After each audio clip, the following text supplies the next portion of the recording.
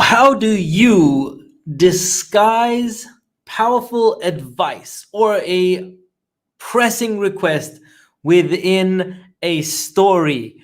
What's up, everyone? Welcome to another episode. Today, I'm going to be talking to you about how do we disguise powerful advice in a story. Now, before I get into that, I want you to imagine this. These days, there are a lot of cookbooks that are designed for parents. And in those cookbooks, they are talking about how do you get your children to eat super healthy. And typically what they do is they take what is really good for them and they disguise it within something else. So in this example, you can see these are sort of like cupcakes, super healthy cupcakes that parents are using. And inside are all the healthy things. On the top is mashed potatoes, but it looks like a cupcake. And this is the same thing with stories. Stories have can have this amazing appearance, and embedded within them are very, very powerful ideas. So, ladies and gentlemen, I want to welcome you to another episode of Hypnotic Storytelling, where I show you how to make an impact using stories that are hypnotic. And today we are covering the power of quotations and the My Friend John technique. The My Friend John technique is a technique used by a very famous hypnotist, Milton Erikson, and we're going to be talking about that. So let's get cracking. So why is this important? Well, first of all, if you just go up and tell people different things, they can be a lot of resistance. You could ask them, people to do stuff, but they will resist because people don't like to be told what to do. However, if you give people the opportunity to come up with an idea that's their own, like, oh, I just thought of something. It's their idea. They own it. It wasn't something given to them. And that's so much more powerful. And so this is why the My Friend John technique, these quotations are going to be so powerful in terms of storytelling, because I'm going to show you how to embed amazingly powerful advice. In a moment, I'm going to show you that within a story. Just like those cupcakes, you have those all the goodness within them. So how did I discover this tool? Well, have you ever tried to convince a kid? I don't know if you have children yourself, but have you ever tried to convince a kid? Like, for example, I have my daughter, and like a couple of years ago, I would be like, okay, listen, Sarah, stop watching TV. You should go outside and play. And you're just trying to convince her, and it's not happening, right? They're like, no chance. No. So she's like, well, probably not like that, but she's not having any of it, right? Now, I went to Dublin to go and learn Ericksonian hypnosis. And Milton Erikson was one of the most famous. He's the father of modern hypnotherapy. And when I went to learn about his techniques, I mean, from someone else, but not Milton Erikson. But when I went to learn about his techniques, I learned about something called the My Friend John technique. And the My Friend John technique is amazing, because you're like, you know what? Instead of telling someone what to do, you just sort of say, you know what? I have a friend called John.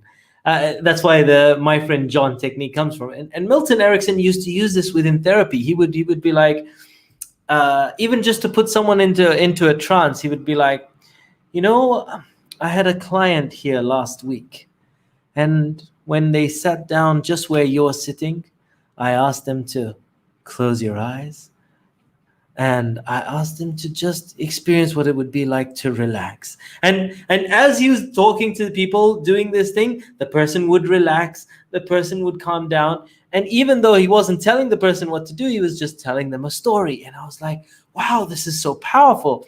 I wonder where else I can use this in my life. What can I do? So I came home and I used it. I was like, listen, Sarah, you know what? I went over to our neighbor's house, and they have a daughter who's 4 years old, and I remember, the parents said to her, "Hey, listen, why don't we go outside instead of watching TV?" And she was like, "Oh my God, that would be a great idea. We can play this game and then etc." And she went outside and had so much fun playing the game. And then all of a sudden, my daughter Sarah says, "Hey, can we play this game?" Now, notice it was her idea. I was like she asked me, "Hey, can we go outside and play that game?" However, just notice, before I learned this technique, just a couple of weeks before that, I was going to her and saying, "Hey, Sarah, stop watching TV, go outside and play." And she was like, "No." What made the difference? And I know I'm talking about a kid where it made a difference. However, understanding that this, like adults and children, basically it's the same thing. The mind works in the same way. It's just with children, it's just more innocent, I suppose. And so I started to realize straight away. I used it for the first time and it worked straight away. So I began to realize how powerful this technique is. Lida, what's up? Ciao, great to see you. Oh, look at you in Italy for a couple of weeks, and all of a well, no, actually, it's probably been a month now. All of a sudden, no more hello, it's ciao. I love it. It's so great to see you, Lida. All right, cool. So this is how powerful the my friend John technique, this embedding the quotations within stories. So I'm going to give you 6 ways today. Let me do that again. I'm going to give you 6 ways where you can disguise powerful advice into your stories or requests into your stories. So let's get cracking with number 1. Number 1.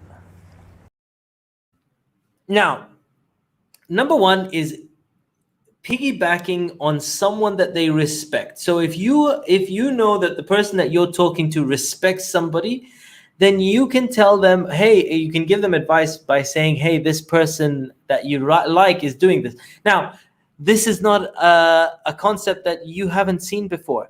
Guess what? This is so effective that marketers use this all the time. In fact, check this out. Look at this. There's Beyonce doing Pepsi, Jennifer Aniston with Smart Water, Leo with a Tag Her. You see celebrity endorsements all the time. Why? Because marketers for ages know that this is powerful. They don't need to tell you, hey, you should do this.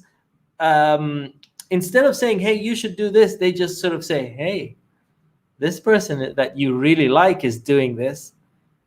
And then they let you connect the dots yourself. Oh, that person, I really like that person. That person's doing this. Maybe I should do this. So disguise. So if marketers have been doing this for ages, they do it because it works. It is powerful. You can do it too. You just need to understand who the person you're talking to or the audience that you have, who do they respect? Who do they admire? Who are their idols, like the people that they look up to? And it might be, it doesn't have to be like a celebrity. If it might be the CEO of the company, it might be a local like a person in the village who is the most popular person in the village, whatever it is. But find someone that they respect, and you can use that in the story and just weave in how, as long as it's true, I mean, don't lie, but find someone that they respect that's doing something that you want to give them the advice for. And that can be very powerful versus saying it yourself. So that's number 1. Find someone that they respect and show them how the person that they respect is doing what you want them to do. Number 2. If you one thing you can do is just tell a story, and within the story that you're telling, you might get to a point where the character goes and meets someone who's wiser, someone that is more powerful, someone that the character respects, and let the wise person tell them that advice. You see this in movies all the time, right? It's not in a movie, they are establishing a wise character. Think of Mr. Miyagi in Karate Kid, okay, or Yoda, Yoda in Star Wars.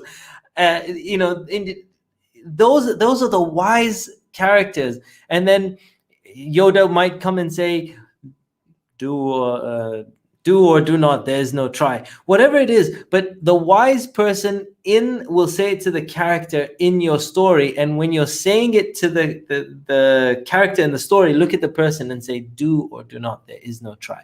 And it will embed at a deeper level. Give the advice or the request that you want of the person from the wise character who's this is how the my friend John technique works. You're quoting what the person says while you're looking at the person, and that can get someone to take on the advice at an unconscious level. So that's number 2. Number three is research shows, right? Like this is another form of my friend John, right? You know, instead of saying to the person, hey, listen, you should do this, you could just say to them, oh, by the way, research shows that blah, blah, blah, blah. And then tell them whatever it is that you want to tell them using the research. Now, embedding that into a story where a wise man tells the character that research shows, that's even more hypnotic and even more powerful, where you'll get the person to think at an unconscious level without them even realizing that that's what you're trying to tell them, or that's what you want them to know. So again, very powerful using this technique where you just sort of say, hey, research shows. So that's number 3. Number 4.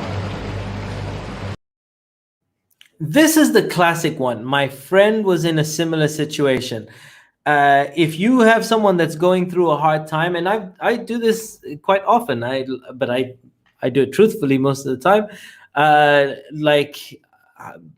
might fudge it a little if I'm talking to my kids, and I'd sort of say my friend was in a similar situation. So if you know someone that's getting really stressed at work, and you just sort of say, you know what, I had a friend that was going through a very similar situation. They were going through a hard time, just like you described to me. And one of the things that they tried out was they tried to write down in every night before they went to bed. They wrote down some of the things that they were grateful for. And he said that literally every morning afterwards, he would wake up a little less stressed because, I don't know, he slept on it. It was the last thought that he had before he goes to bed, or whatever it is, right? You're saying, my friend did this. You're giving them the advice of what they should do, but you're saying, my friend did this. This is a classic my friend John technique. So my friend was in a similar situation, and then give the advice of what your friend did. Very, very, very powerful. So that is number 4. Number 5. Number 5 is just a simple, I said to someone. So, you know what? I was there the other day, and my friend had this challenge, and I said to them, you need to do this. So again, this is maybe a less effective, because you're saying it to them, but it's still very powerful because you're not telling this person. You said, I said to someone else. I'm not saying it to you. I said it to someone else. And so it can also be very powerful. So that's number 5. Number 6. Number 6, just saying that someone told me. Someone told me that blah, blah, blah, blah, blah, blah, blah. And then give them the advice.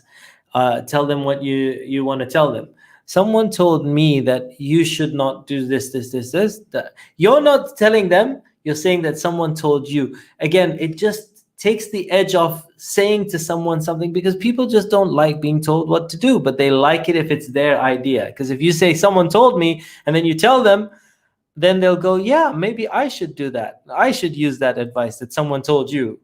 Okay, so those are the 6 different techniques, and the phrase of today is see the request in a story, and the idea will be their territory. Let me repeat that.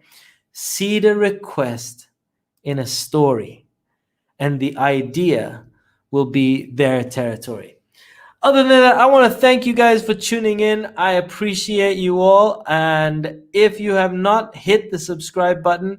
And I will catch you on another episode real soon. Appreciate you all. Thank you all for watching. If you're on YouTube, hit one of the buttons to check out one of my other videos, or hit the subscribe button. And remember, go and make an impact in someone's life, even if it's your own. Thank you guys for tuning in. Peace out. One love. I'll see you on another episode real soon. Bye for now.